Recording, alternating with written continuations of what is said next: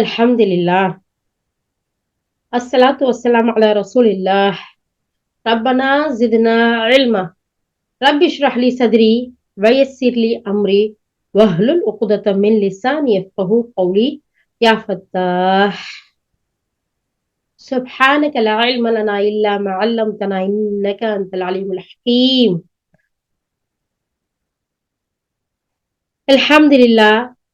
யா ரப்பே யா ரஹ்மானே, உன்னுடைய கிருபையை கொண்டு யா அல்லாஹ் நாங்கள் அனைவரும் உன்னுடைய பொருத்தத்தை நாடி உன்னுடைய அழகான இந்த பேச்சை, உன்னுடைய வார்த்தையை, இந்த கலாமை நாங்கள் முழுவதுமாக படித்து விளங்கி யா அல்லாஹ் அதை நாங்கள் உள்வாங்கி அதன்படி அமல் செய்வதற்காக அனைவரும் ஒன்று சேர்ந்திருக்கிறோம் யா அல்லாஹ்.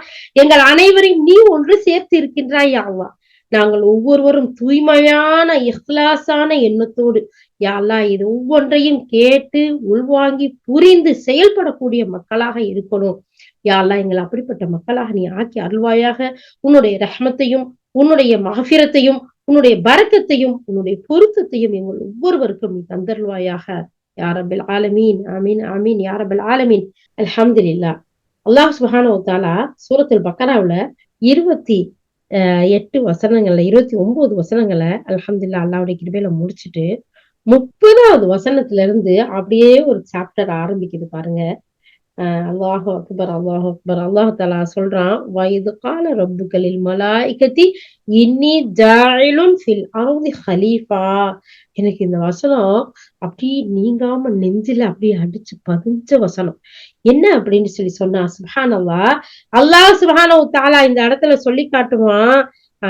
அந்த மலக்குகளை கூப்பிட்டு, மலக்குகளே, இந்த பூமியில என்னுடைய பிரதிநிதிய என்னுடைய சார்புல இந்த பூமியில போய் அழகான பணிகளை செய்யறதுக்கு ஹலீஃபாக்களை நான் படைக்க போறேன் அப்படின்னு சொல்லக்கூடிய செய்தி.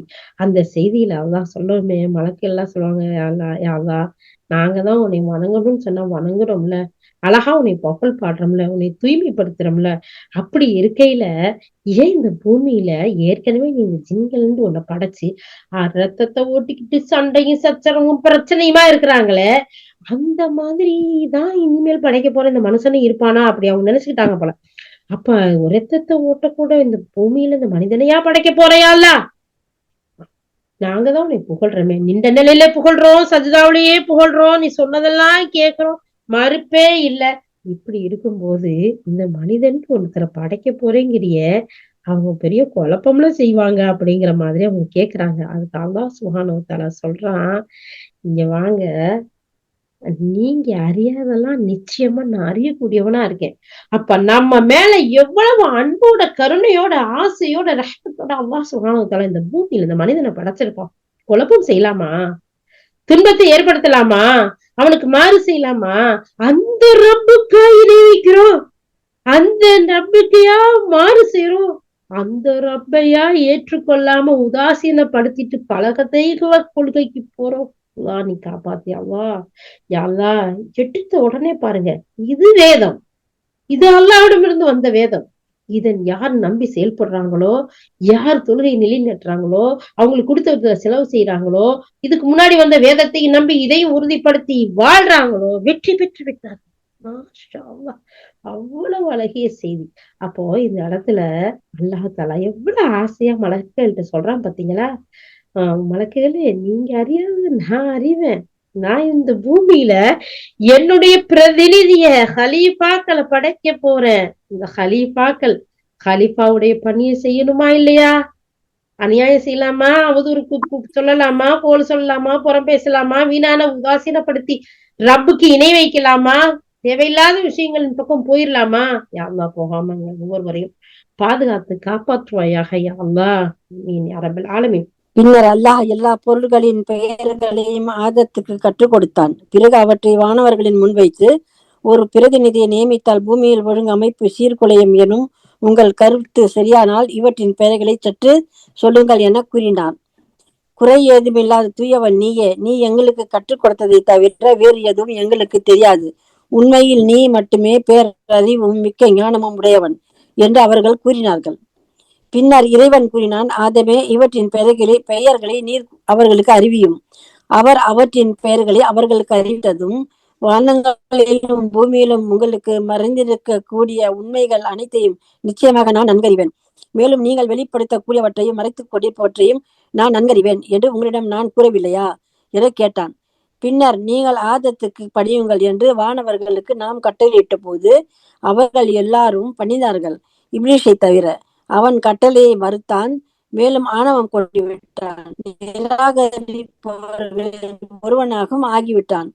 பிறகு ஆதமே, நீரும் மனைவியும் சொர்க்கத்தில் வசியுங்கள், அங்கே நீங்கள் விரும்பியவாறு தாராளமாக உண்ணுங்கள், ஆனால் இந்த மரத்தின் அருகே நீங்கள் நெருங்காதீர்கள், நெருங்கினால் அக்கிரமம் செய்தவர்கள் ஆவீர்கள் என்று கட்டளையிட்டோம். அல்ஹம்துலில்லா. இப்போ அல்லாஹ் சுப்ஹானஹு வ தஆலா இந்த இடத்துல சொல்லக்கூடிய வசனங்களை பாருங்களேன்.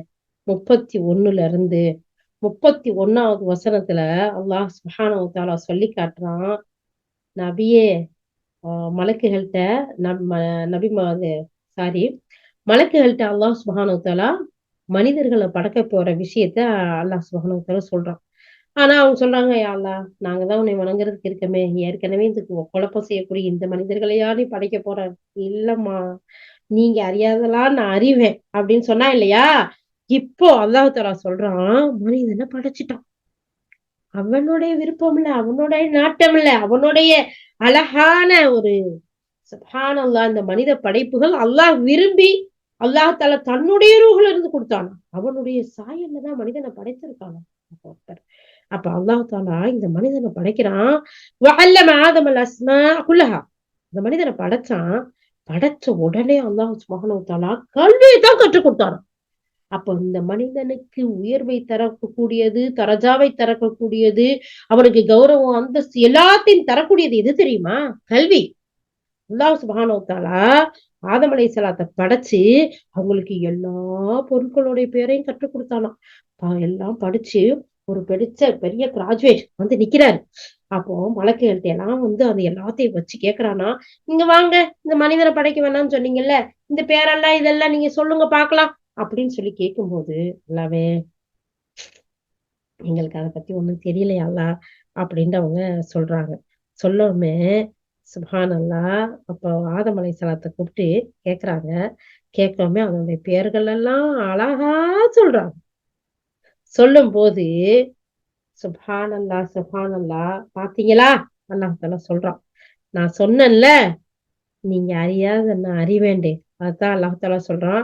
பின்னர் அல்லாஹ் பொருள்களின் பெயர்களை ஆதத்துக்கு கத்துக் கொடுத்து வானவர்களுக்கு முன்னாடி வச்சு என்னுடைய பிரதிநிதியை நியமித்தா இந்த பூமியில ஒழுங்கமைப்பை சீரமைப்பையும் சரி செய்யாம போயிருவான்னு சொன்னீங்கல்ல, இப்ப இதோட பெயர்கள்லாம் சொல்லுங்க அப்படின்னு சொல்லும்போது அவங்க அல்லாஹ்ட்ட சொல்றாங்க, ரப்பே, நீதான் தூய்மையானவன் யாவும், எங்களுக்கு இதை பத்தி ஒண்ணுமே தெரியாது யா அல்லாஹ் அப்படின்னு சொல்றாங்க. ஆதம கூப்பிட்டு அல்லாஹ் தஆலா பெருமையா சந்தோஷமா சொல்றான், ஆதமே, நீங்க இந்த பேரெல்லாம் இவங்களுக்கு சொல்லிக் கொடுங்க அப்படின்னு சொல்லாமே ஆதம் அலைஹிஸ்ஸலாம் இவங்களுக்கு அழகான முறையில சொல்றாங்க. அப்ப பாத்தீங்களா, அல்லாஹ் மனிதனை எவ்வளவு கௌரவப்படுத்துறான்டு, கண்ணியப்படுத்தினான்னு சொல்லிட்டு மலக்குகள் கிட்ட, சாதாரண மனிதர்கள் கிட்ட இல்ல. அப்போ சொல்லிட்டு அல்லாஹ் மலக்குகளை பார்த்து சொல்றான், பாத்தீங்களா, நான் உங்கள்கிட்ட சொன்னேன்ல, நீங்க தெரியாதெல்லாம் எனக்கு தெரியும் அப்படின்னு சொல்லிட்டு. பாத்தீங்களா இன்னைக்கு இது இந்த ஆதம எவ்வளவு உங்களை விட குவாலிபிகேஷன்ல குவாலிட்டியா எப்படி இருக்கிறாரு, கண்ணியமா இருக்கிறாரு, அந்தஸ்தா இருக்கிறாரு, உயர்வா இருக்கிறாரு. எது அவருக்கு உயர்வு கொடுத்தது? இந்த கல்வி அப்படின்றத அல்லாஹ் சுப்ஹானஹு வ தஆலா சொல்லி காட்டுறான். சொல்லிட்டு சொல்றான், சரி, ஒண்ணும் பிரச்சனை இல்ல, இப்ப நான் சொல்றேன், இந்த ஆதம கண்ணியப்படுத்தி அவரை விஷ் பண்ணி எல்லாரும் நீங்க என்ன செய்யுங்க, அவருக்கு சஜ்தா செய்யுங்க, அவரை ரெஸ்பெக்ட் பண்ணுங்க, அவரை கௌரவப்படுத்துங்க அப்படின்ட்டு அல்லாஹ் தஆலா இந்த மலக்குகளுக்கு கட்டளையிடுறான். அவ்வளவு மலக்குகளும் இப்லீஸ தவிர எல்லாம் அவங்களுக்கு விஷ் பண்றாங்க, சிரம் பண்ணிடுறாங்க. இது ரெஸ்பெக்ட் மூலமா அவங்களுக்கு சஜ்தா செய்தா அல்லாவுக்கு சஜ்தா செஞ்ச மாதிரியே அல்லாவுக்கு நம்ம சுது செய்யறோம்ல, அந்த மாதிரி இல்ல, அவங்களை கௌரவப்படுத்தி கண்ணியப்படுத்தி செய்ய சொல்றான். எப்படி ராஜ தர்பார்ல, பார்லிமெண்ட்ல ஒரு பிரைம் மினிஸ்டர் வந்தா அவங்களுக்குன்னு ஒரு தனி மதிப்பு, மரியாதை, கௌரவம் இருக்கு இல்லையா? அந்த மாதிரி அல்லாஹ் சுப்ஹானஹு வ தஆலா ஆதம் அலைஹிஸ்ஸலாத்தை படைச்சு மலக்குகளுக்கு மத்தியில கௌரவமா வைக்கிறான். அப்போ எல்லாரும் அவங்களுக்கு ரெஸ்பெக்ட் பண்றாங்க, கௌரவப்படுத்துறாங்க, கண்ணியப்படுத்துறாங்க. இந்த இப்லீஸ் இருக்கிறான்ல, அவன் மட்டும் ஆணவம் கொண்டு பொறாமை, அவனுக்கு ஈகோ, அவன் என்ன செஞ்சிருச்சு, ஆஃப்டர் ஆல் மண்ணுல படைச்ச இந்த மனுஷனுக்கு தீ நெருப்பு ஜுவாலையில படைச்ச நான் செய்யறதா அப்படின்னு சொல்லிட்டு மாட்டேன்ட்டான். உடனே ஆதம் அப்ப அல்லாஹ் சுப்ஹானஹு வ தஆலா நிராகரிச்ச உடனே ஒருத்தனாவும் ஆயிட்டான். அப்புறம் அல்லாஹ் சுப்ஹானஹு வ தஆலா அவனை தனியா கவனிச்சுக்கிறோம் அப்படின்னு சொல்லி விட்டுட்டு ஆதம் அலைஹிஸ்ஸலாத்திட்ட வந்து சொல்றாங்க, ஆதமே நீங்களும் உங்களுடைய மனைவியும் இங்க வாங்க, இதுதான் சொர்க்கம், இதுதான் உங்களுடைய பிறப்பிடம், தாயகம். இதுல நீங்க தாராளமா சாப்பிடுங்க, குடிங்க, எல்லாம் நிம்மதியா கணவனும் மனைவியும் சேர்ந்து குசியா இருங்க. ஆனா இந்த பாருங்க, இது ஒரு மரம், இது உங்களுக்கு தடை செய்யப்பட்டிருக்கு, இதுக்கு பக்கத்துல மட்டும் போயிடாதீங்க. அப்படி போனீங்கன்னு சொல்லி வச்சுக்கோங்களேன், நீங்க அக்கிரமம் செய்தவர்களா ஆயிருவீங்க. அதனால இதுக்கு பக்கத்துல போயிடாதீங்கன்ற கட்டளையோட அல்லாஹ் சுப்ஹானஹு வ தஆலா என்ன செய்யறான் அங்க சொல்லி காட்டுறான். இப்போ என்ன செய்ய போறாங்க பார்க்கலாமா? எவ்வளவு தடவை பார்த்துட்டோம். யா அல்லாஹ், யா அல்லாஹ். இன்னைக்கு அன்றைய தினம் ஆதம் அலைஹிஸ்ஸலாத்துக்கு ஒரே ஒரு மரம் தான்.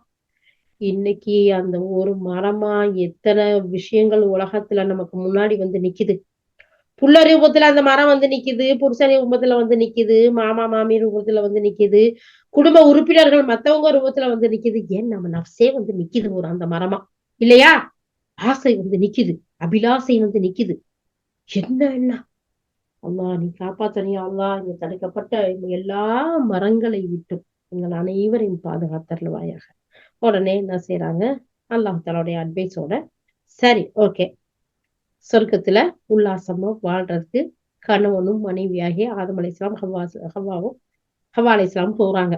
இப்ப பாருங்க அடுத்து 36வது வசனத்துல என்ன நடக்குதுன்னு பார்ப்போம். ஷைத்தான் அவ்விருவருக்கும் அம்மரத்தின் மீது ஆசை காட்டி அவர்களை நம் கட்டளையிலிருந்து பிறழச் செய்து விட்டான்.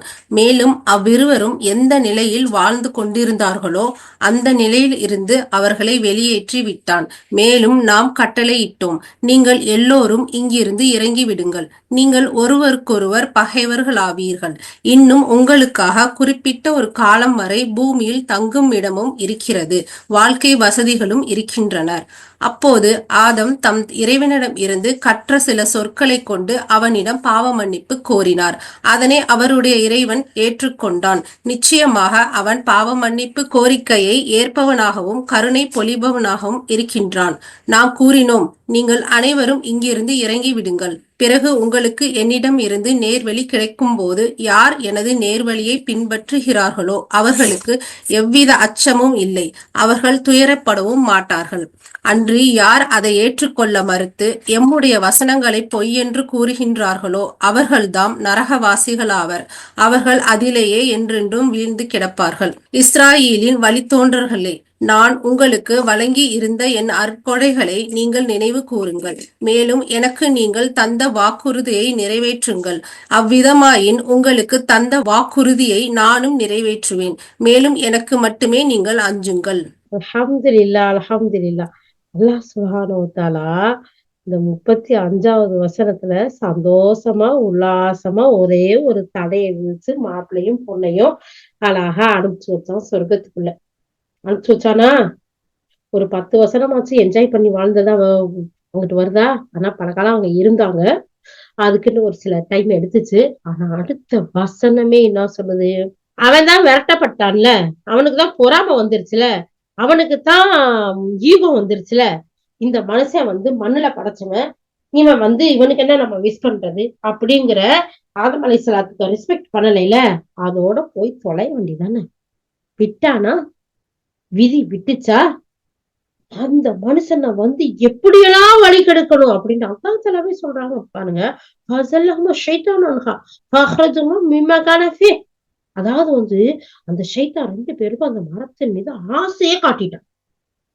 அப்ப ஆசை விஷயத்துல நம்ம ஒவ்வொருத்தரும் எப்படி இருக்கணும், ஆசை எங்கேயோ கொண்டு போய் விட்டுரும், படுபாதத்துல கொண்டு போய் விட்டுரும், ஹராம செய்ய தூண்டிரும். இந்த ஆசை இருக்குதே, ஆசைதான் எல்லா இடத்துலயும் கொண்டு போய் சேர்க்கக்கூடியதா இருக்கு. ஆசைக்கு தானமா சாப்பிடுறோம், ஆசைக்கு தானமா போறோம், ஆசையா தானே செஞ்சோம், ஆசையா தானே கேக்குறேன், ஆசையா போலான்னு சொன்னா வேணான்னு சொல்றீங்களே. பாக்குறோம் இல்லையா? அல்லாஹ் அக்பர், அல்லாஹ் அக்பர். அப்போ இந்த ஆசையில தேவையானதை மட்டும்தான் ஆசைப்படணும், தேவைக்கு மேல ஆசைப்பட்டா அது எங்கேயோ கொண்டு போய் விட்டுருங்கிறதுக்கு இது மிகப்பெரிய எடுத்துக்காட்டான வசனம். அப்ப இங்க ஆசை வார்த்தைய அல்லாஹ் சுப்ஹானஹு வ தஆலா காட்டுறான். ஆசை வார்த்தைய இந்த மக்களுக்கு ஊட்டிட்டான். அவங்க 2 பேரையும் அல்லாஹ்வுடைய கட்டளையில இருந்து விலக செஞ்சுட்டான், பிறல செஞ்சுட்டான், மறக்க செஞ்சுட்டான், மண்ணா போயிருச்சு. மேல அந்த 2 பேரும் அந்த எந்த நிலையில வாழ்ந்து கொண்டு இருந்தாங்களோ சொர்க்கத்துல உல்லாசமா அழகா அந்த நிலைமையில இருந்து அவங்கள வெளியேத்திட்டான். நம்ம மேலும் நம்மளுடைய கட்டளையிட்டோம்ல, அதுல இருந்து அந்த அவங்கள விலகி இருக்க சொன்னோம்ல, அந்த கட்டளைய மீற வச்சுட்டோம். என்ன ஆச்சு? கட்டளை மீறினா மேலும் நம்ம அவங்களுக்கு எல்லாருக்கும் சொல்லிட்டோம், நீங்க இங்க இனிமேல நீங்க 3 பேரும் இங்க இருக்கவே முடியாது. யாரு? நீங்க 2 பேரும் நம்ம கட்டளை மீறினீங்க. நீ அவங்கள போய் வழி கெடுத்த. நீ ஆல்ரெடி நம்ம கோவத்துலதான் இருந்துட்டு இருக்க. இப்ப இந்த வேலையும் செஞ்சுட்டியா? இனிமேல உங்களுக்கு இங்க தங்குறதுக்கு இடமே கிடையாது. நீங்க எல்லாரும் இறங்கிரு. ஆனா நீங்க ஒருத்தருக்கு ஒருத்தர் பகைவர். சுப்ஹானல்லாஹ். கணவனுக்கு மனைவியா, மனைவிக்கு கணவனா, சைத்தானா, இது எங்க போய் முடியும்? அல்லாஹ் நீதான் காப்பாத்தனியா அல்லாஹ். யா அல்லாஹ் எங்க கணவன் மனைவி மத்தியில ஒற்றுமை ஏற்படுத்தியா அல்லாஹ். ஏன்னா இவன் பிரிக்கிறதுக்கு நாட்டு நிக்கிறான். அதுலயும் கணவன் மனைவிக்கு மத்தியில பிரச்சனையை ஏற்படுத்துறதுக்கு முதன்மையான ஒரு பிரத்யேக படை அமைச்சிருக்கானா, நீங்க பாதுகாக்கணும். அப்போ என்ன செய்யறாங்க? சோ உங்களுக்கு சாப்டர் க்ளோஸ். உங்களுக்கு இங்க இருக்கிற லைஃப் முடிஞ்சு போங்க போங்க, உங்களுக்கு வேற ஒரு இடம் இருக்குது, அங்க கொஞ்ச நாளைக்கு நீங்க போய் வாழ்ந்துட்டு வாங்க.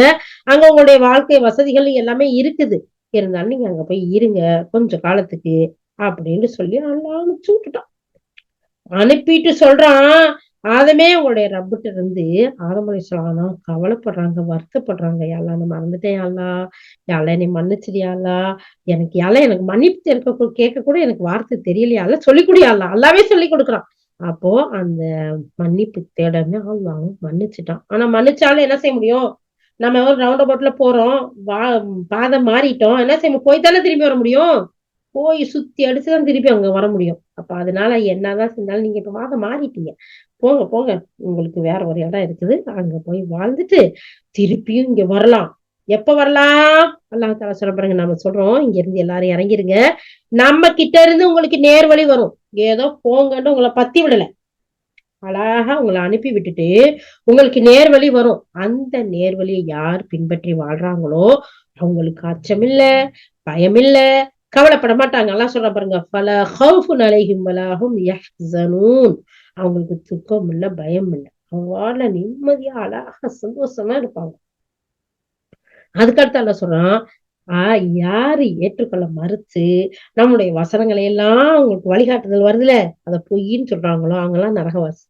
அதுலதான் அவங்க என்னைக்குமே விழுந்து கிடப்பாங்க.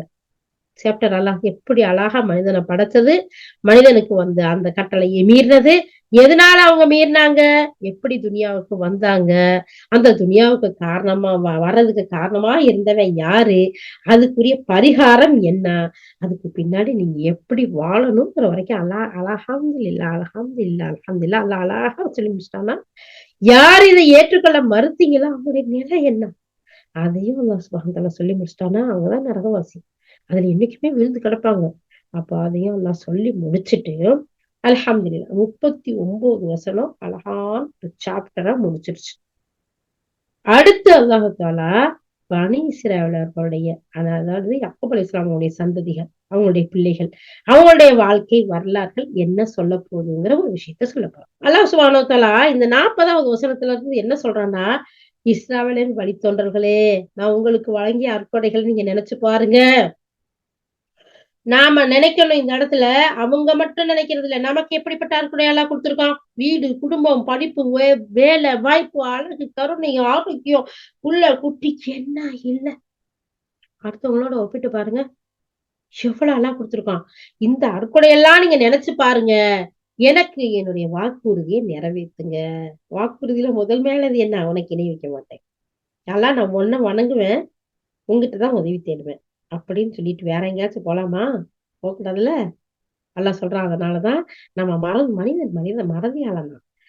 அதனாலதான் அல்லாஹ் தஆலா மன்னிக்க கூடியவனாவும் இருக்கிறான். அப்ப இந்த இடத்துல ஞாபகப்படுத்துறான், எனக்கு நீங்க வாக்குறுதி கொடுத்தீங்கல்ல, அதை நிறைவேற்றுங்க. உங்களுக்கு நான் கொடுத்த வாக்குறுதியை நிறைவேற்றுவேன், நீங்க என்னைய மட்டுமே அஞ்சுங்க. அது வேற யாருக்கும் போகாதீங்கன்னு அல்லாஹ் சுப்ஹானஹு வ தஆலா சொல்றான். அதுக்கடுத்து நான் கொடுத்த இந்த வேதம் இருக்குல்ல, அத மேல நம்பிக்கை கொள்ளுங்க. உங்கள்ட்ட அது மட்டும் இல்ல, உங்களுக்கு முன்னாடி வந்த வேதத்த உண்மைப்படுத்தக்கூடியதா இந்த வேதம் இருக்கு. எந்த வேதம்? அல் குர்ஆன். நீங்க அனைவருமே முதல்ல நிராகரிக்கக்கூடியவர்களா இருந்தீங்க. நீங்க நிராகரிச்சிராதீங்க. என்னுடைய இந்த வசனங்கள சொற்ப விலைக்கு விக்காதீங்க. எனக்கு அஞ்சுங்க. சுப்ஹானல்லாஹ். அப்ப இந்த வேதத்த கொஞ்சம் காசுக்கு மாத்தி கீத்தி எழுதி வித்திருக்கிறாங்க. அல்லாஹ் சொல்றான், இதெல்லாம் செய்யாதீங்க. என்னைய அஞ்சுங்க. அது மட்டும் இல்ல, சத்தியத்த அசத்தியத்தோட கலந்து இந்த சத்தியம் இருக்குல்ல, இந்த சத்தியத்த அசத்தியத்தோட குழப்பி விடாதீங்க. நீங்க தெரிஞ்சுக்கிட்டே எந்த ஒரு விஷயத்தையும் மக்கள்கிட்ட சொல்லாம மூடி மறைக்காதீங்க. தொழுகையை நிலைநாட்டுங்க. தொழுகை நேரம் வந்தா தொழுதுருங்க. அப்படிங்கறதெல்லாம் அல்லாஹ் தஆலா சொல்றான். ஓகே, அல்ஹம்துலில்லாஹ். 41வது வருஷத்துல இருந்து படிக்கிறீங்களா? மேலும் நான் இறக்கியுள்ள இந்த வேதத்தின் மீது நம்பிக்கை கொள்ளுங்கள். இது முன்பு உங்களிடமிருந்த வேதத்தை மெய்ப்படுத்தக்கூடியதாக இருக்கின்றது. ஆகையால் நீங்களே அனைவருக்கும் முதலில் இதனை நிராகரிப்பவர்களாகி விடாதீர்கள். என்னுடைய திருவசனங்களை சொற்ப விலைக்கு விற்காதீர்கள். மேலும் எனக்கே அஞ்சுங்கள். அசத்தியத்தை கொண்டு சத்தியத்தை குழப்பி விடாதீர்கள். அறிந்து கொண்டே சத்தியத்தை நீங்கள் மூடி மறைக்காதீர்கள். தொழுகையை நீங்கள் நிலைநாட்டுங்கள். ஜகாத்தும் கொடுத்து வாருங்கள். இன்னும் என் முன்னிலையில் தலை சாய்ப்பவர்களுடன் சேர்ந்து நீங்களும் தலை சாயுங்கள். பிற மனிதர்களை நன்மை செய்யும்படி நீங்கள் ஏவிவிட்டு உங்களை நீங்கள் மறந்து விடுகின்றீர்களா? நீங்களோ வேதத்தை ஓதிக்கொண்டிருக்கின்றீர்கள். நீங்கள் சிறிதளவும் இதை பற்றி சிந்திப்பதில்லையா? பொறுமை மற்றும் தொழுகையின் மூலம் நீங்கள் உதவி தேடுங்கள். திண்ணமாக தொழுகை ஒரு பாரமான செயல்தான். ஆனால் இறைவனுக்கு அஞ்சி வாழ்கின்ற அடியார்களுக்கு அது பாரமான செயலே அல்ல. அவர்கள் எத்தகையோர் எனில் இறுதியில் தங்கள் இறைவனை சந்திப்பவர்களாயிருக்கின்றோம் என்றும் அவனிடமே திரும்பி செல்ல வேண்டி இருக்கிறது என்றும் உறுதியாக நம்புகிறார்கள். அல்ஹம்துலில்லாஹ், அல்ஹம்துலில்லாஹ். அல்லாஹ் சுப்ஹானஹு வ தஆலா எவ்வளவு அற்புதமா அல்லாஹ் தஆலா சொல்றான். உங்கள்கிட்ட இந்த வேதத்தை அழகான முறையில எடுத்துக்கங்க. அது அவங்கள்ட்ட இருக்கக்கூடிய வேதத்தை உண்மைப்படுத்தக்கூடியதா இருக்கு. அதை நீங்க நிராகரிக்காதீங்க. என்னுடைய வசனங்கள் கொஞ்சம் காசுக்கு வித்துறாதீங்க. சத்தியத்தையும் அசத்தியத்தையும் ஒன்னா போட்டு குழப்பாயி மூடி மறைக்காதீங்க. அடுத்து உங்களுக்கு இடப்பட்ட கட்டளை என்ன? தொழுகை. இந்த தொழுகை நிலைநாட்டுங்க. ஜக்காத்தை கொடுத்து வாங்க. வருஷம் வருஷம் கொடுங்க. ஒரு வருஷம் கொடுத்தா மட்டும் போதும்னு நினைக்காதீங்க. இதுக்கு மட்டும் கொடுத்தா போதுமா, அதுக்கு மட்டும் கொடுத்தா போதும் கணக்கு பார்க்காதீங்க.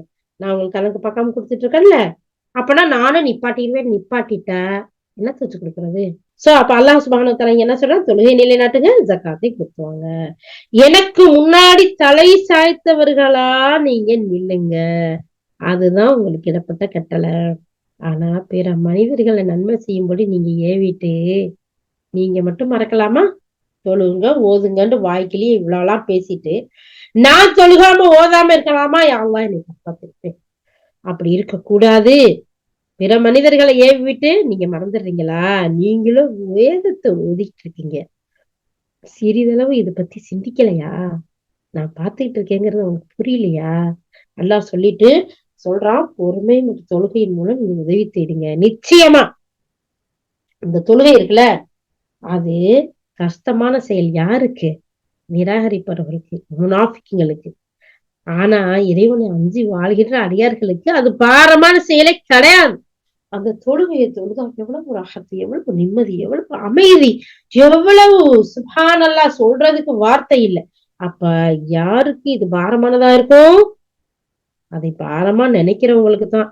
சுப்ஹானல்லாஹ், அல்லாஹ்வுடைய தூதர் தொழுகையில் என்னுடைய கண் குளிர்ச்சி இருக்குன்றாங்க. அல்லாஹ்வுடைய தூதர் ராஹத் இருக்குன்னு சொன்னாங்க.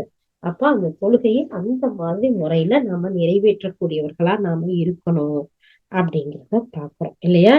இப்படிப்பட்ட நல்ல அடியார்கள் இருக்காங்கல்ல, இவங்களுடைய இறைவனை செய்யுங்க, இறுதியில இறைவனை சந்திப்பவர்களா இருக்கிறோம்னு அவன்கிட்ட தான் திருப்பி செல்ல வேண்டி இருக்குதுன்னு உறுதியா நம்புவாங்க. அல்லாஹ் அக்பர். அப்படிப்பட்ட நம்பிக்கையாளர்களா எங்களை ஆக்கிவையாங்க. ஆமீன் யா ரப்பல் ஆலமீன். ஓகே, 47வது வசனம் படிக்கிறீங்களா?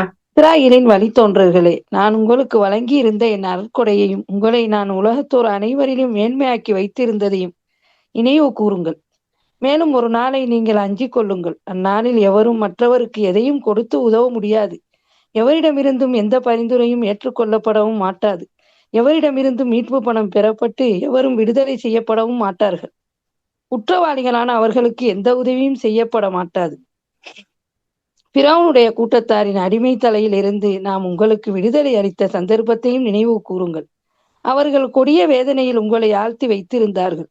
உங்களுடைய ஆண் மக்களை கொன்றொழித்து கொண்டும் உங்களுடைய பெண் மக்களை உயிரினம் விட்டு வைத்து கொண்டும் இருந்தார்கள். இதன் மூலம் உங்கள் இறைவனிடமிருந்து உங்களுக்கு மாபெரும் சோதனை ஏற்பட்டிருந்தது.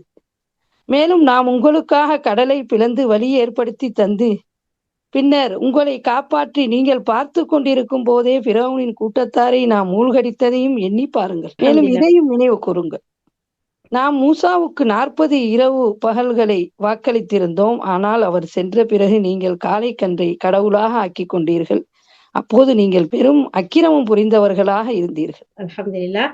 அல்லாஹ் சுப்ஹானஹு வ தஆலா அதாவது இஸ்ரவேல் வழித்தோன்றர்களுக்கு எப்படியெல்லாம் அற்புதங்கள் செஞ்சோம், எப்படியெல்லாம் அவங்கள மேன்மையாக்கி வச்சான் அப்படிங்கறத சொல்லிட்டு எல்லாம் சொல்றான். ஒரு நாளை நீங்க பயப்பட வேண்டாமா? அந்த நாள்ல யாருக்கும் உதவோ பரிந்துரை செய்யவோ படவோ முடியாது. அப்படிப்பட்ட நாள்ல யாரும் உங்களுக்கு உதவி செய்ய முடியாதுங்கிறத நினைச்சு பயந்து நீங்க வாழுங்க. அது மட்டும் இல்லாம பிறவுனுடைய கூட்டத்துல இருந்து உங்களுக்கு விடுதலை கொடுத்தோம்ல, அவங்க உங்களுடைய ஆம்பளை பிள்ளைங்க எல்லாம் கொலை செஞ்சு பொம்பளை பிள்ளைங்க எல்லாம் மட்டும் உயிரோட வச்சு எவ்வளவு பேர் கொடுமை செஞ்சாங்க. நம்ம அவங்கள்ட்ட இருந்து பாதுகாத்தோம்ல, கடலை பொளந்து உங்களை காப்பாத்தணும்ல, அந்த கடல்ல நீங்க பாத்துக்கிட்டே இருக்க அவங்கள மூழ்கடிச்சோம்ல, இப்படி இருந்துமா நீங்க நினைவு மறந்து வாழ்றீங்க. அப்போ இதையும் நீங்க நினைவு கூறுங்க. மூசா அலைஹிஸ்ஸலாத்துக்கு 40 இரவுகளை நம்ம வாக்கு கொடுத்தோமே, நீங்க அந்த நேரத்துல அவரு அந்த வேதத்தை வந்திருக்க நேரத்துல நீங்க காலை கன்ற கடவுளா ஆக்கிக்கிட்டீங்க. எதுக்கு பின்னாடி? கடலை கடந்து உங்களை பாதுகாத்ததுக்கு பின்னாடி, பிறவுனை அழிச்சதுக்கு பின்னாடி, பல நியமத்துகள் செஞ்சதுக்கு பின்னாடி, அதுக்கு பின்னாடியும் அல்லாஹ் 52வது வசனத்துல சொல்றான், நீங்கள் நன்றி உடையவர்களா இருக்கணுங்கிறதுக்காக நம்ம உங்களை மன்னிச்சோம்ல, அப்புறமும் நீங்க அக்கிரமம் செய்றீங்களே, செய்யலாமா? செய்யாதீங்க அப்படின்னு அல்லாஹ் சுப்ஹானஹு வ தஆலா சொல்றான். ஓகே, 53வது வசனம். நீங்கள் இவ்வாறு அக்கிரமம் செய்து கொண்டிருந்த அதே நேரத்தில் நீங்கள் நேர்வழி பெறும் பொருட்டு நாம் மூசாவுக்கு வேதத்தையும் குர்ஆனையும் அருளியதை நினைவு கூறுங்கள். மேலும் இதையும் நினைவு கூறுங்கள். மூசா இந்த அருட்கொடைகளை பெற்று திரும்பி வந்த தம் சமூகத்தார்களை நோக்கி, என்னுடைய சமுதாயத்தாரே, காளைக்கன்றை நீங்கள் தெய்வமாக்கி கொண்டதனால் திண்ணமாக உங்களுக்கு நீங்களே பெரும் அநீதி இழைத்துக் கொண்டீர்கள். ஆகவே நீங்கள் உங்களை படைத்த இறைவனிடம் பாவ மன்னிப்பு கோருங்கள். மேலும் உங்கள் உயிர்களை மாய்த்து கொள்ளுங்கள். இதுவே உங்களை படைத்த இறைவனிடம் உங்களுக்கு நன்மை பயக்கும் என்று கூறினார். அந்நேரத்தில் உங்கள் இறைவன் உங்களின் பாவ மன்னிப்பு கோரிக்கையை ஏற்றுக்கொண்டார். நிச்சயமாக அவன் மிக்க மன்னிப்போனும் கருணை பொழிவோனுமாய் இருக்கின்றான். மூசாவே, நாங்கள் அல்லாஹுவை உம்முடன் உரையாடும் நிலையில் எங்கள் கண்களால் வெளிப்படையாக காணாத வரை உம் கூற்றை நாங்கள் ஒருபோதும் நம்ப மாட்டோம் என்று நீங்கள் கூறியதை நினைவு கூறுங்கள். அப்பொழுது நீங்கள் பார்த்து கொண்டிருக்கும் நிலையிலேயே உங்களை ஒரு பேரிடி தாக்கிட்டு உடனே நீங்கள் மாண்டு விழுந்து விட்டீர்கள். அதன் பிறகும் நீங்கள் நன்றி செலுத்தும் பொருட்டு நாம் மீண்டும் உங்களை உயிர்ப்பித்து எழுப்பினோம். மாஷா அல்லாஹ், அல்ஹம்துலில்லாஹ். அல்லாஹ் சுப்ஹானஹு வ தஆலா இதையெல்லாம் ஏன் சொல்றான்? சொல்லி காட்டணுங்கிறதுக்கு இல்ல. நீங்க நன்றி கெட்ட மக்களா இருக்காதீங்க, நீங்க நன்றி உடையவர்களா இருக்கணுங்கிறதுனாலதான் நான் உங்களை மன்னிச்சேன். நீங்க இவ்வளவு அக்கிரமம் செஞ்சோம். அல்லாஹ் சுப்ஹானஹு வ தஆலா சொல்றான், நீங்க மூசா அலைஹிஸ்ஸலாம் வேதத்தையும் இந்த குர்ஆனையும் நீங்க உங்களுக்கு கொடுத்ததை நீங்க நினைவு கூறுங்க. மேலும் நீங்க நினைவு கூறுங்க. இந்த அருட்கொடைகள்லாம் எந்த அருட்கொடைகளை? என்னுடைய சமுதாயத்தாரே, காளை கன்று நீங்க தெய்வமா எடுத்தீங்கல்ல, அதுக்கு பின்னாடி நீங்க அநியாயம் செஞ்சதை உங்களை நான் மன்னிச்சேன்ல, மன்னிப்பு கேட்டீங்கல்ல, அதுக்கு நான் உங்களுடைய உயிர்களை நீங்களே மாய்த்து கொள்ளுங்கன்னு சொல்லி அந்த தண்டனையும் கொடுத்து உங்களுக்கு பாவ மன்னிப்பையும் கொடுத்தான்ல, அப்ப நான் எவ்வளவு பாவம் மன்னிக்க கூடியவனா இருக்கேன், உங்க மேல கருணை செய்யக்கூடியவனா இருக்கேன். அப்படி இருந்தும் நீங்க என்ன செய்யறீங்க? திரும்ப திரும்ப திரும்ப திரும்ப அநியாயம் செய்யக்கூடியவங்களா இருக்கீங்களே நீங்க. அதுக்கடுத்து அல்லாஹ் சொல்றான், மூசாவே, நம்ம அல்லாட்ட நீங்க பேசுறத கண்ணால நேரடியா பார்த்தா தான் நாங்க நம்புவோம்னு சொல்லிட்டீங்க. அப்ப அல்லாஹ்தாலா என்ன செஞ்சான்? பயங்கரமான ஒரு இடியை கொடுத்தான். மௌத்தாவே போயிட்டீங்க அந்த இடி சத்தத்துல. ஆனாலும் நீங்க நன்றி செலுத்தணுங்கிறதுக்காக உங்களுக்கு திருப்பி நான் உயிரை கொடுத்தேன்ல, அப்பயுமா நீ நிராகரிக்கிறீங்க, அப்பயுமா அநியாயம் செய்றீங்க, அப்பயுமா மறுக்கிறீங்க. அல்லாஹ் தஆலா ஒண்ணு சொல்லி காட்டுறான் பாருங்க. சுப்ஹானல்லாஹ், சுப்ஹானல்லா, யா அல்லாஹ், யா ரப்பே ரஹ்மானே. எவ்வளவு அழகிய அப்போ நமக்கும் அப்படித்தான். ஒவ்வொரு விஷயத்துக்கு பின்னாடி அல்லாஹ்வுக்கு மாறு செய்யக்கூடிய நிலைமைகள் வரும்போது, கஷ்டங்கள், சோதனைகள் ஏதாச்சும் வரும்போது, அல்லாஹ் நான் என்ன செஞ்சுட்டேனோ தெரியலையேன்னு அல்லாஹ் இடத்துல சரணடையணுமே தவிர, அதை விட்டு போட்டு நம்ம என்ன செய்யக்கூடாது? வேற பக்கம் போகக்கூடாது. அவனுக்கு நன்றி உள்ள மக்களா நம்ம இருக்கணுங்கிறதுனாலதான் இவ்வளவையும் திரும்ப திரும்ப சொல்லி காட்டுறான். 57வது வசனம். படிக்கிறீங்களா? 57வது. படிக்கிறோம். மேலும் நாம் உங்கள் மீது மேகத்தை நிழலிடும்படி செய்தோம். உங்களுக்கு மண்ணு செல்வா எனும் உணவுகளை இறக்கி வைத்தோம். நாம் உங்களுக்கு உணவாக அறிவுள்ள நல்ல பொருள்களை புசியுங்கள் என்றும் உங்களிடம் கூறினோம். எனினும் உங்கள் மூதாதையர் வரம்பு மீறினார்கள். அதன் மூலம் அவர்கள் எமக்கு அநீதி இழைக்கவில்லை. மாறாக அவர்கள் தமக்குத்தாமே அநீதி இழைத்துக் கொண்டனர். மேலும் அருகில் இருக்கும் இந்த ஊருக்குள் நுழையுங்கள். பிறகு அங்கு கிடைப்பவனவற்றை நீங்கள் விரும்பியவாறு தாராளமாக புசியுங்கள். ஊருக்குள் நுழையும் போது அதன் தலைவாசலில் சிரம் தாழ்த்திய வண்ணமும் இத்தத்தூன் எனும் சொல்லியவாறும் நுழையுங்கள். உங்கள் குற்றங்களை நாம் மன்னிப்போம். மேலும் சிறந்த முறையில் நற்செயல் புரிவோருக்கு விரைவில் அதிக நற்கூலி வழங்குவோம் என நாம் கூறியதையும் நினைவு கூறுங்கள். ஆனால் அந்த அக்கிரமக்காரர்கள் தமக்கு கூறப்பட்ட சொல்லை வேறொன்றாக மாற்றிவிட்டார்கள். இறுதியில் அந்த அக்கிரமக்காரர்கள் மீது விண்ணிலிருந்து வேதனையை நாம் இறக்கினோம். இறை கட்டளைக்கு அவர்கள் மாறு செய்ததினால் கிடைத்த தண்டனையாகும் அது. இன்னும் மூசா தம் சமுதாயத்திற்காக தண்ணீர் கோரி பிரார்த்தித்ததையும் நினைவு கூறுங்கள். அப்போது உம்முடைய கைத்தடியை கொண்டு இந்த கல்லின் மீது அடிப்பீராக என்று நாம் கூறினோம்.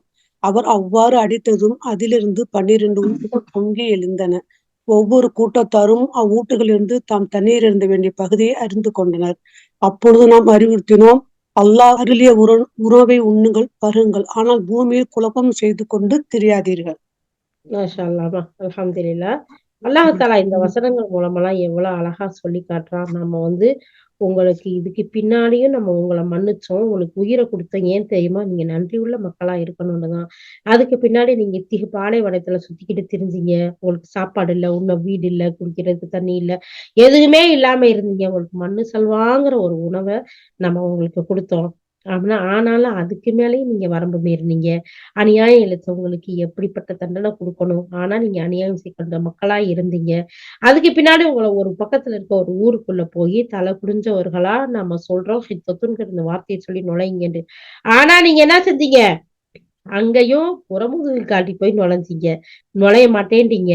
நீங்களும் உங்க ரப்பும் போய் போராடுங்கன்னு சொன்னீங்க. அப்போ இப்படியெல்லாம் அக்கிரமம் செஞ்ச மனிதர்களா இருந்தீங்க. அப்படி நீங்க அக்கிரமம் மேல மேல செய்யும் போது வானத்துல இருந்து உங்களுக்கு தண்டனை வந்துச்சு அப்படிங்கறத அல்லாஹ் தஆலா சொல்றான். சொல்லிட்டு இன்னும் மூசா அலைஹிஸ்ஸலாத்தை தண்ணியை தேடி ஒரு அலையிறாங்க, தண்ணியே இல்லாம. அப்போ அல்லாஹ் இடத்துல பிரார்த்தனை செய்ய சொல்றாங்க. அப்ப அல்லாஹ் தஆலா ஒரு கல்லுல அடிங்கன்னு சொல்றான். அந்த கல்லுல இருந்து 12 சமுதாயம் அந்த மக்கள் இருந்தாங்க. அந்த 12 பேருக்கும் 12 ஊற்றுக்கள் வந்துச்சு. அப்போ அல்லாஹ் தஆலா சொல்றான், நீங்க சாப்பிடுங்க, குடிங்க. ஆனா இந்த பூமியில குழப்பம் செஞ்சுக்கிட்டு திரியாதீங்க. மீண்டும் மீண்டும் குழப்பம் செய்யக்கூடிய மக்களா இருக்கிறீங்களேன்னு சொன்ன செய்தியை அல்லாஹ் தஆலா சொல்லி காட்டுறான். யா அல்லாஹ், இந்த குழப்பம் செய்யறதுல இருந்து, பிரச்சனைகளை ஏற்படுத்துறதுல இருந்து எங்களை பாதுகாத்தல் யா அல்லாஹ். இன்னும் மூசாவே, ஒரே விதமான உணவின் மீது நாங்கள் பொறுத்து கொண்டிருக்கவே மாட்டோம். ஆகவே உம்முடைய இரட்சகனிடம் எங்களுக்கு பிரார்த்தித்து கேட்பீராக. அவ்வாறு நீர் பிரார்த்தித்தால் பூமியில் முளைப்பிக்கின்றவற்றிலிருந்து அதன் கீரையையும் அதன் வெள்ளரிக்காயையும் அதன் கோதுமையையும் அதன் பருப்பையும் அதன் வெங்காயத்தையும் அவன் வெளிப்படுத்தி தருவான் என்று நீங்கள் கூறினீர்கள் என்பதையும் நினைவு கூறுங்கள். அவ்வாறு நீங்கள் கூறியதை கேட்ட மூசா, எது மேலானதாக இருக்கிறதோ அதற்கு பதிலாக எது மிக தாழ்ந்ததாக இருக்கிறதோ அதை நீங்கள் மாற்றி கேட்டுக்கொள்ள விரும்புகிறீர்களா? அவ்வாறாயின் நீங்கள் ஏதேனும் ஒரு பட்டணத்தில் இறங்கிவிடுங்கள். அங்கு நீங்கள் கேட்டது உங்களுக்கு நிச்சயமாக கிடைக்கும் என்று அவர் கூறினார். இழிவும் வறுமையும் அவர்கள் மீது விதிக்கப்பட்டும் விட்டன. மேலும் அல்லாஹ்வின் கோபத்திற்குரியவர்களாக அவர்கள் திரும்பினார்கள். இது ஏனெனில் நிச்சயமாக அவர்கள் அல்லாஹ்வின் வசனங்களை நிராகரித்துக் கொண்டும் நியாயமின்றி நபிமார்களை கொலை செய்து கொண்டும் இருந்தார்கள் என்பதனால்தான் இந்த நிலைக்கு அவர்கள் ஆளானது. அவர்களின் அல்லாஹ்வின் கட்டளைகளுக்கு பணியாது மாறு செய்து கொண்டிருந்ததாலும் அல்லாஹ் விதித்த வரம்புகளை மீறிக் கொண்டிருந்தார்கள் என்ற காரணத்தினால்தான். நிச்சயமாக விசுவாசம் கொண்டார்களே, அவர்களும் யூதர்களாக இருந்தார்களே, அவர்களும் கிறிஸ்தவர்களாகவும் சாபியன்களும் அவர்களின் எவர்கள் அல்லாஹுவையும் இறுதி நாளையும் விசுவாசித்து நற்கர்மத்தையும் செய்தார்களோ அத்தகையவர்கள்தான். அவர்களுக்கு அவர்களுடைய கூலி அவர்களுடைய இரட்சகனிடத்தில் உண்டு. மேலும் அவர்களுக்கு மறுமையை பற்றி எவ்வித பயமும் இல்லை. இன்னும் உலகில் எதை விட்டு செல்கிறார்களோ அதை பற்றி அவர்கள் கவலையும் அடைய மாட்டார்கள். மேலும் நாம் உங்களிடம் உறுதிமொழி வாங்கி உங்களுக்கு மேலாக தூர் சினாய் மலையை உயர்த்தியவாறு நாம் உங்களுக்கு கொடுத்த தௌராத் வேதத்தை உறுதியாக பற்றி பிடித்து கொள்ளுங்கள். எப்பொழுதும் அதிலுள்ளவற்றை நினைவு கூறுங்கள். அதனால் நீங்கள் பயபக்தியுடையவர்களாவீர்கள் என்று நாம் கூறியதை நினைவு கூறுங்கள். பின்னர் நீங்கள் அதற்கு பின்னும் வாக்குறுதியை புறக்கணித்து விட்டீர்கள். ஆகவே உங்கள் மீது அல்லாஹுவின் பேரருளும் அவனின் கிருபையும் இல்லாதிருந்தால் நீங்கள் முற்றிலும் நஷ்டமடைந்தவர்களாக ஆகியிருப்பீர்கள். மேலும் உங்கள் முன்னோர்களிலிருந்து சனிக்கிழமையன்று வரம்பி மீறிவிட்டார்களே, அத்தகையோரை உறுதியாக நீங்கள் அறிந்திருக்கிறீர்கள். அதன் காரணமாக நாம் அவர்களுக்கு நீங்கள் சிறுமை அடைந்தவர்களாக குரங்குகளாகிவிடுங்கள் என்று கூறினோம். அல்லாஹ் சுப்ஹானஹு வ தஆலா எவ்வளவு பெரிய வசனம் பாத்தீங்களா? இதுல எவ்வளவு அழகா அல்லாஹ் தஆலா சொல்றான். உங்களை நான் இது ஒவ்வொரு நேரமும் மன்னிச்சு உங்களுக்கு தண்ணி கிடைக்கப்ப தண்ணி கொடுத்து பெரிய கொடுமைக்காரன்ட்டு இருந்து கடலை பிளந்து காப்பாத்தி உங்களுக்கு மண்ணு செல்வாங்கிற உணவையும் கொடுத்து நீங்க இந்த பூமியில சாப்பிடுங்க, உண்ணுங்க, பருங்க, குழப்பம் செய்யாதீங்கன்னு சொன்னா அவங்க என்ன சொன்னாங்களா? மூசாவே என்னன்னாங்க, மண்ணு செல்வம் ஒரே உணவை எத்தனை நாளைக்கு சாப்பிடுறது? எங்களுக்கு நீங்க அல்லாட்ட துவா செய்யுங்க. எங்களுக்கு இந்த பூமியில இருந்து கீரை, வெள்ளரிக்காய், கோதுமை, பூண்டு, பருப்பு, வெங்காயம் எல்லாம் இருக்குல்ல, அதெல்லாம் உற்பத்தி செஞ்சு தரம்படி நாங்க அதை சாப்பிடணும் அப்படின்ட்டு கேட்டு சொல்லோமே மூசா அலைஹிஸ்ஸலாம் கேக்குறாரு, பாவியலா, அல்லாஹ் சுப்ஹானஹு வ தஆலா உங்களுக்கு அழகான உணவை கொடுத்திருக்கான் இல்லையா? அல்லாஹ்வுடைய ரஹ்மத்துல இருக்கிறீங்க. ஒரு உயர்ந்த ஒரு சாப்பாட்டுக்கு பதிலா அநியாயமா தாழ்ந்த உன்னையா நீங்க கேட்பீங்க? சரி, பரவாயில்ல, நீங்க இப்ப கேட்டுட்டீங்க, நான் அல்லாஹ் இடத்துல துவா செய்றேன், உங்களுக்கு நீங்க கேட்டது கிடைக்கும் அப்படின்னு சொன்னாங்க. இருந்தாலும் இந்த மக்கள் என்ன செஞ்சாங்க? அப்பயும் அவங்க என்ன செஞ்சாங்க? வரம்பு மீறினவங்களா இருந்தாங்க. அல்லாஹ்வுடைய கோபத்துக்கு ஆளான மக்களா இருந்தாங்க. இழிவும் தாழ்வும் அதனால அவங்க மேல விதிக்கப்பட்டுச்சு. ஏன் தெரியுமா? நியாயமே இல்லாம நபிமார்களை எல்லாம் கொலை செஞ்சாங்க, அல்லாஹ்வுக்கு மாறு செஞ்சாங்க, சரியத்தின் வரம்பை மீறினாங்க. அப்படி மீறின காரணத்தினால அல்லாஹ்விடமிருந்து தாழ்வும் வீழ்ச்சியும் அவங்க மேல விதிக்கப்பட்டுச்சு. அது மட்டும் இல்ல, நீங்க அவங்கள்ட்ட சொல்லப்பட்டுச்சு, நம்பிக்கை கொண்டவர்கள் யூதர், கிறிஸ்தவர்கள், சாபியன்கள் இவங்க எல்லாம் இருக்கிறாங்கல்ல, இவங்க அல்லாஹ் மீது யார் நம்பிக்கை கொண்டு நல்ல செயல் செய்வாங்களோ அவங்களுக்கு அல்லாஹ் இடத்துல நல்ல கூலி இருக்கு. அவங்க அச்சப்பட மாட்டாங்க, துயரப்பட மாட்டாங்க, கவலைப்பட மாட்டாங்க, நிம்மதியா சந்தோஷமா இருப்பாங்கன்னு சொல்லப்பட்டுச்சு. இருந்தாலும் நம்பிக்கை கொண்டார்களா? நம்பிக்கை கொள்ளல. அவங்க அந்த இந்த சந்தர்ப்பத்தையும் நீங்க நினைச்சு பாருங்க. தூர் மலையை உங்களுக்கு மேல உயர்த்தி உங்களுக்கு வாக்குறுதி வாங்கி உங்களுக்கு வேதத்தையும் கொடுத்தமே, அப்ப நீங்க இறையச்சமுடையவர்களா இருந்திருக்கலாம்ல. ஆனாலும் நீங்க என்ன செஞ்சீங்க? மறுபடியும் மாறு செஞ்சீங்க. அல்லாஹ்வுடைய கருணை உங்கள்ட்ட இருந்திருக்காட்டையே நீங்க பெரிய இழப்புக்கும் நஷ்டத்துக்கும் ஆயிருப்பீங்க. ஆனாலும் அந்த கருணையை தக்க வச்சுக்கிட்டீங்களா? இல்ல. உங்கள ஒரு மக்களை பாருங்க, சனிக்கிழமையில வரம்பு மீறி அநியாயமா உங்களை இது செய்ய வேணான்றத வெள்ளிக்கிழமையே போய் செஞ்சு வச்சுட்டீங்க. ஒரு டெக்னிக் பண்ணீங்க, பெரிய சூழ்ச்சி எல்லாம் பண்ணீங்க. ஆனா அல்லாஹ் உங்களுக்கு மேல சூழ்ச்சி செய்யக்கூடியவனா இருந்து நீங்க அவனுக்கு மாறு செஞ்சதுனால உங்களை குரங்கா மாத்திட்டான். இன்னும் சில அத்தியாயங்கள்ல, இன்னும் சில அறிவிப்புகள்ல பன்றிகளாவும் மாத்திட்டான்னு சொல்லி வருது. அப்படி இருந்தும் நீங்க என்ன செஞ்சீங்க? திருந்தின மக்களாவே இல்ல. இன்னும் எத்தனையோ பேரை பாருங்களேன், சொன்னதையே சொல்லுவாங்க, செஞ்சதையே செய்வாங்க. அல்லாஹ் பாதுகாக்கணும். இப்படிப்பட்ட மக்கள் இருந்து அல்லாஹ் தஆலா இதையெல்லாம் ஒரு முன்னுதாரணமா ஒரு எடுத்துக்காட்டா சொல்றான். இதெல்லாம் உங்களுக்கு படிப்பினை தரக்கூடியதா இருக்கணும் அப்படின்னு சொல்லிட்டு. ஓகே, அல்ஹம்துலில்லாஹ். இந்த 66வது வசனம் என்ன விஷயத்த சொல்லுதுன்னு சொன்னா, அவங்களுடைய இறுதி முடிவை இந்த மக்களுக்கு பின்னார் வரக்கூடிய வழித்தோன்றல்களுக்கும் ஒரு படிப்பினையா, ஒரு இரையச்சம் உடையவர்களுக்கு ஒரு அழகான நல்லுரையா நம்ம ஆக்கினோம். இந்த மூசா அலைஹிஸ்ஸலாத்தையும் அவங்களுடைய சமுதாயமும் இந்த யூதர்கள் பனி இஸ்ராயேலர்கள் இருக்கிறாங்கல்ல, அவங்களுடைய வரம்பு மீறுதலை நம்ம உங்களுக்கு படிப்பினையா நம்ம ஆக்கியிருக்கோம்னு அல்லாஹ் சுப்ஹானஹு வ தஆலா சொல்லி காட்டுறான். ஏன்? அல்லாஹ்வுடைய கட்டளைகளை மீறக்கூடியவர்களா இருந்தாங்க. அதனாலதான் அல்லாஹ் சுப்ஹானஹு வ தஆலா இப்படி ஒரு அழகான ஒரு விஷயத்த சொல்லியிருக்கான். அப்ப நாம அல்லாஹ்வுடைய கட்டளையை மீறும் போது எந்த நேரம் அல்லாஹ்வுடைய தண்டனை வந்துடலாம், பிடிக்கப்பட்டுறலாங்கிற அச்சத்தோட இருக்கணும். அல்லாஹ்வுடைய கட்டளைகளை செயல்படுத்தும் போது சந்தோஷமா நம்ம கவலை இல்லாம இருக்கலாம், அச்சம் இல்லாம இருக்கலாம் அப்படிங்கிற மிகப்பெரிய ஒரு நற்செய்தி பெற்றவர்களா இருக்கலாம்ங்கிறதும் இந்த வசனங்கள் மூலம் நம்ம தெரிஞ்சுக்கிட்டோம். யாவா உன்னுடைய கட்டளைகள் கட்டுப்படக்கூடியவர்களாக, கவலையின்றி அச்சமின்றி வாழக்கூடியவர்களாக எங்களை ஆக்கி வை யாவா. யாவா எங்களுக்கு இதையெல்லாம் நீ படிப்பினையாக கொடுத்திருக்கிறேன் என்று சொல்கின்றாய் யாவா. வரம்பு மீறுதல்கள்ல இருந்து எங்கள் அனைவரையும் பாதுகாத்தல்வாயாக யாவா. ஆமீன் யா ரப்பல் ஆலமீன். யாவா நாங்கள் இதையெல்லாம் நீ எங்களுக்கு கட்டளையா அழகான முறையில் எங்களுக்கு அறிவித்து கொடுத்தாயோ யாவா, அவை ஒவ்வொன்றையும் அழகிய முறையில் ஏற்று செயல்படக்கூடிய மக்களாக எங்கள் ஒவ்வொருவரையும் ஆக்கி அருள்வாயாக. யாவா கேட்டதன்படி அமல் செய்யக்கூடியவர்களாக ஆக்குவதுமோடு பிற மக்களுக்கும் இந்த செய்திகளை எடுத்து சொல்லக்கூடிய நன்மக்களின் கூட்டத்திலும் எங்கள் ஒவ்வொருவரையும் சேர்த்து அருள் புரிவாயாக. வாஹிரு தஅவானா அல்ஹம்துலில்லாஹி ரப்பில் ஆலமீன். சுப்ஹானல்லாஹி பிஹம்திஹி சுப்ஹானக்கல்லாஹும்ம பிஹம்திக நஷ்ஹது அன் லா இலாஹா இல்லா அன்த நஸ்தக்ஃபிருக வ நத்தூபு இலைக். சுப்ஹான ரப்பிக ரப்பில் இஸ்ஸத்தி அம்மா யசிஃபூன் வஸ்ஸலாமுன் அலல் முர்ஸலீன் வல்ஹம்துலில்லாஹி ரப்பில் ஆலமீன். அஸ்ஸலாமு அலைக்கும் வரஹ்மத்துல்லாஹி வபரகாத்துஹு.